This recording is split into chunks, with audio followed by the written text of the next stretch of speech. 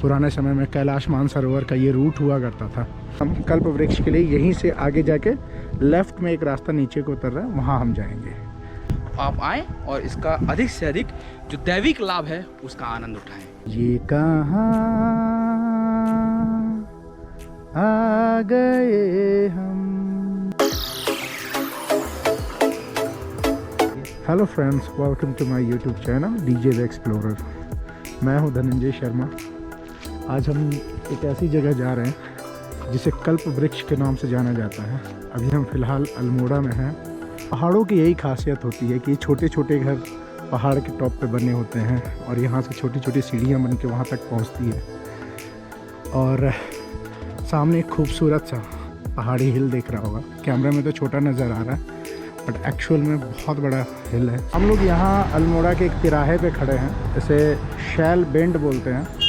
यहाँ से एक रास्ता तो इधर से आ रहा है जहाँ से हम आ रहे हैं, एक रास्ता ये है जो शहर के बाईपास है और एक रास्ता ये है जो आगे की तरफ जा रहा है मुंशियारे की तरफ।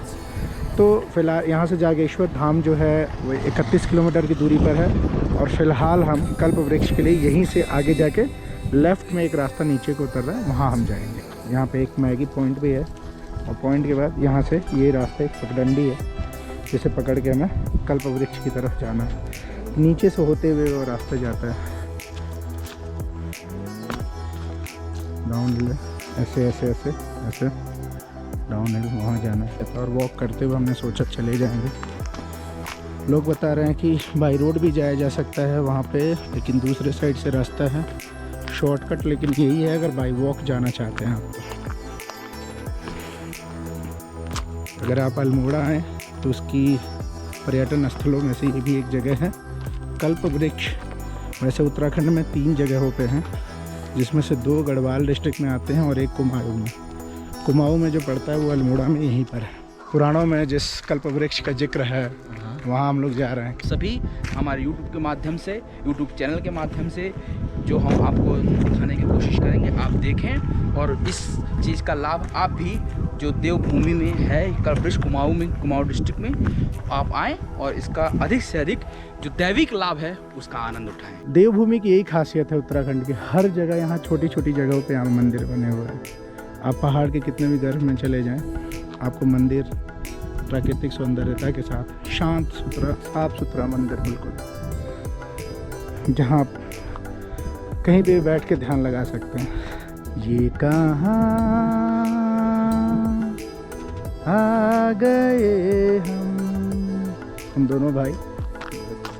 शानदार सी खाई कैमरे में दिखाना, जिसमें हम में से कोई भी ट्राई नहीं मारना चाहेगा।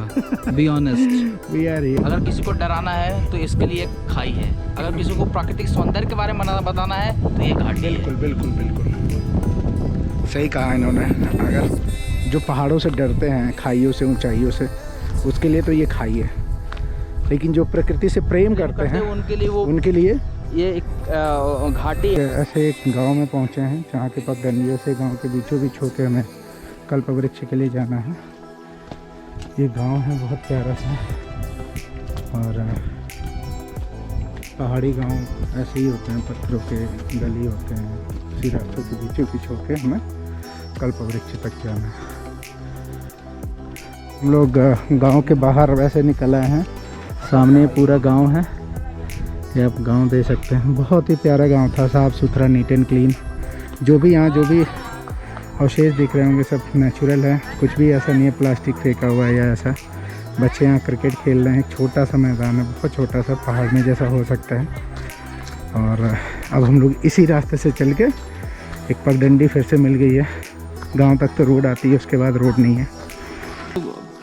पहाड़ों के गाँव जैसे होते हैं वैसे ही है और ऐसा ही होना चाहिए। क्यों?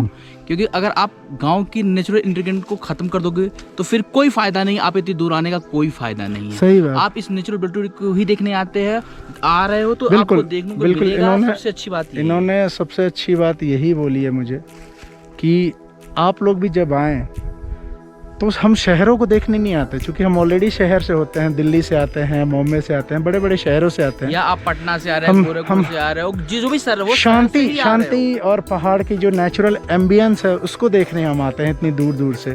तो जो नेचुरल ब्यूटी है उसको इन लोगों ने बचाया है। यहाँ के गांव के लोगों ने पेड़ पौधे ये लोग नहीं काटते हैं, जहाँ इनको जगह मिलती है वहीं तक खेती करते हैं बिल्कुल। और उसको इन लोगों ने मेंटेन करके रखा हुआ है यहाँ पे।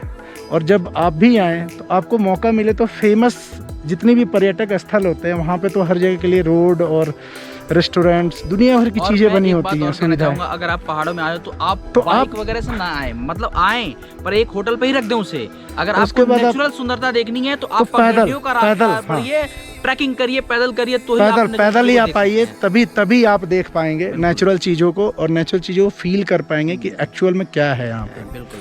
उसके लिए थोड़ा सा आपको थोड़ी सी मेहनत करनी पड़ेगी, लेकिन वो लाइफ टाइम एक्सपीरियंस होगा जब आप आए। पूरी वैली को क्रॉस करके अब यहाँ पे लिखा हुआ है, यहाँ पे एक छोटा सा साइन बोर्ड अगर आपको दिख रहा होगा, मैं दिखाना चाहूँगा। कल्प वृक्ष की पैदल दूरी की मार्ग है, सिर्फ 200 मीटर है यहाँ से। मतलब सक्सेसफुली हम लोग 3-3.5 किलोमीटर के आसपास हम लोग आ चुके हैं। इन्हीं रास्तों से होके हमें आगे कल्प वृक्ष कच्चे रास्ते पे चल के अब हम लोग वहाँ तक जाएंगे। आइए, थोड़ा संभल के चलना है।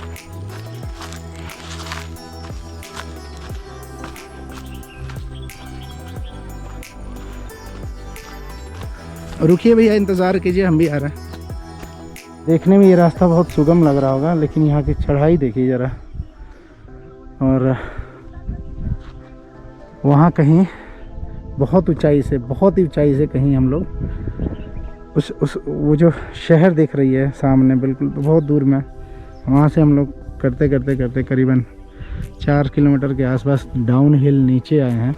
यहाँ के एक गांव के निवासी ने हमें बताया कि आप गलत जा रहे हैं, थोड़ा आगे हम लोग निकल गए थे, 100-150 मीटर आगे, तो उन्होंने बताया इधर से आप आ जाइए। ठीक है, तो बहुत संभल के चलना है। कैमरा मैं बंद कर रहा हूँ क्योंकि थोड़ी स्टिप वो है, मैं कैमरा संभालूंगा या अपने शरीर को, इसलिए मैं बंद कर रहा हूँ।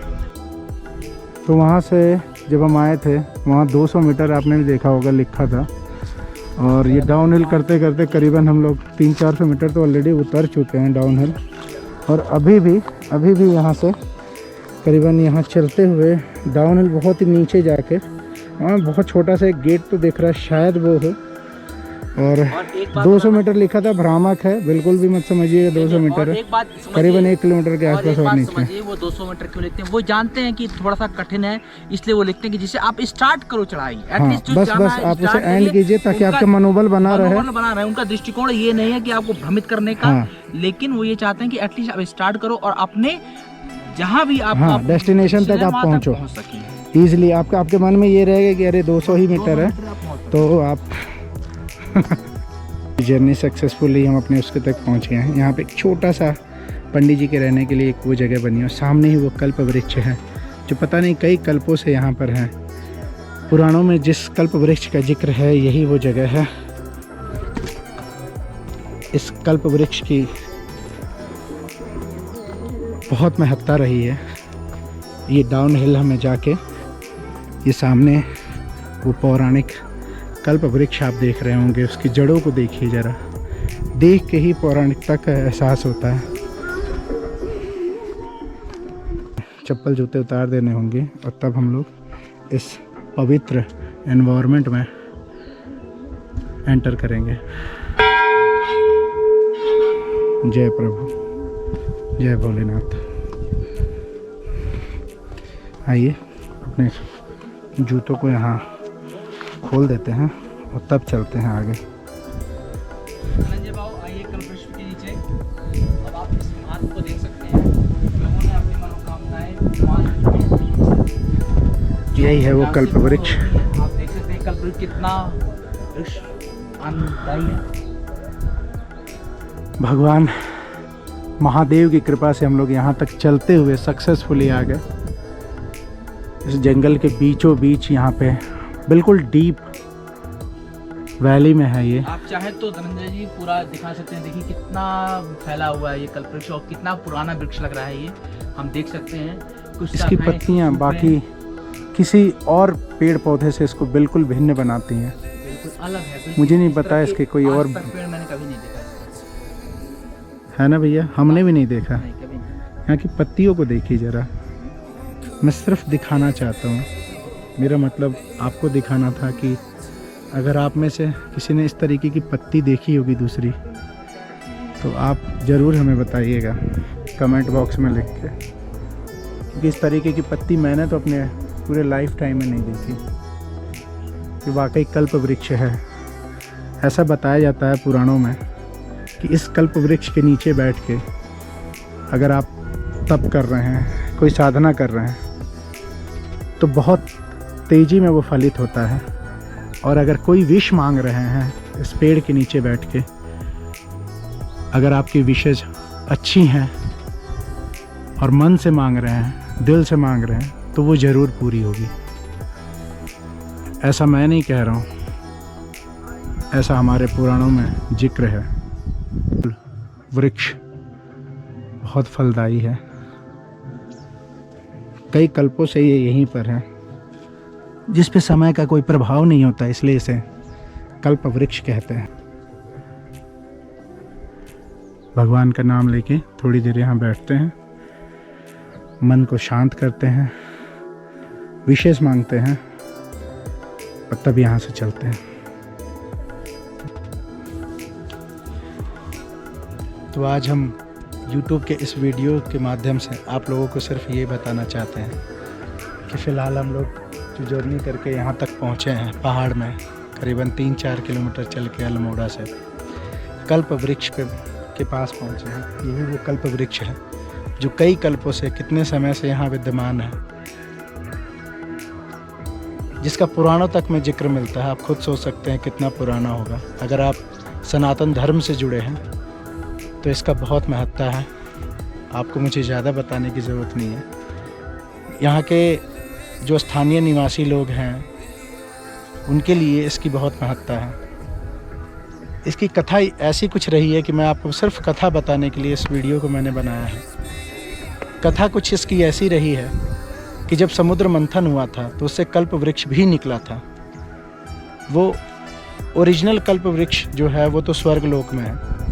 उसके कुछ 3-4 बीजें जब वो स्वर्ग लोक ले जाया जा रहा था, धरती पे गिरी थी। उसी में से एक बीज यहाँ गिरा था इस स्थान पे, और यहाँ पे भी एक और कल्प वृक्ष बना। जो भी यहाँ मन्नत मांगी जाती है वो ज़रूर पूरी होती है। अगर वो विश आपकी कल्याणकारी है और उससे किसी को नुकसान नहीं है तो वो ज़रूर पूरी होगी। और कल्प वृक्ष को साक्षात विष्णु माना जाता है। इसके नीचे बैठ के आप थोड़ी देर ध्यान कर सकते हैं, अपने आप आपका मन चित्त शांत हो जाएगा।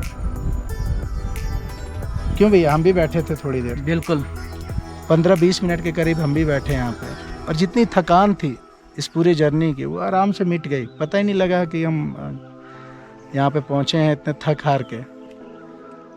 अगर आपको मौका मिले कि आप अल्मोड़ा आएँ तो ट्रैकिंग करके ज़्यादा टाइम नहीं लगेगा आपको, लगभग 1-1.5 घंटे की ट्रैकिंग होगी और आप यहाँ तक पहुँच सकते हैं आसानी से। कोशिश कीजिए कि जब आप यहाँ आएँ तो इस स्थान पर आएँ। बहुत ही पुण्य स्थल है ये, बहुत ही ख़ास महत्ता रही है इस जगह की। और अभी ये जंगल बिल्कुल वैली में है, इसलिए छुपा हुआ है बाहर की दुनिया से, अनटच्ड है। ज़्यादा कुछ यहाँ पर आप देख सकते हैं, कमर्शलाइजेशन नहीं हुआ है इस जगह का। इस पता इस जगह पे क्या है ऐसा, लेकिन कुछ तो है। मैं तो शांत हो गया, बाकी आप आएंगे खुद देख लेंगे। तब तक के लिए धन्यवाद। स्वस्थ रहिए, मस्त रहिए, व्यस्त रहिए और हमारे YouTube चैनल को देखते रहिए। और सब्सक्राइब, ऐसी वीडियो अगर आप चाहते हैं और भी हम बना पाएँ तो इस चैनल को सब्सक्राइब कीजिए और अधिक से अधिक इसे शेयर कीजिए, ताकि हम ऐसी जगह आपको दिखाते रहें और आपको सनातन धर्म के बारे में और भी चीज़ें आपको बताते रहें। तब तक के लिए गुड बाय, धन्यवाद।